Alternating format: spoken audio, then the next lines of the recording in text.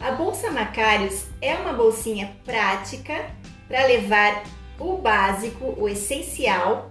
Ela é fofinha, maleável, tem essa sanfoninha aqui nas laterais. Ela possui o fechamento duplo, com este fecho e com um cordão de amarração. Aqui na parte de trás tem um bolso embutido.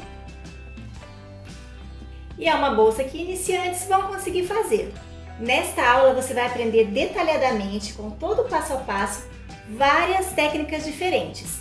Desde a estruturação da peça, o matelacê, vai aprender a fazer esse bolso embutido clássico de uma forma simples, vai aprender a fixar ilhoses e também vai conhecer os tipos diferentes de ilhós.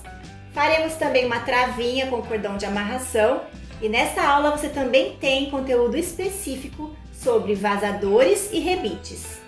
Você também vai aprender a fazer o ponto invisível à mão em acabamentos com curvas e além de aprender a fixar esse fecho de metal, você vai aprender a fazer esse detalhe criativo para utilizar fechos mais simples, como um botão de imã com rebite.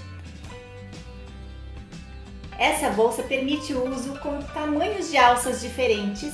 Então aqui eu fiz uma alcinha de mão e conforme o material que você utilizar para fazer, pode ser até uma bolsa de festa.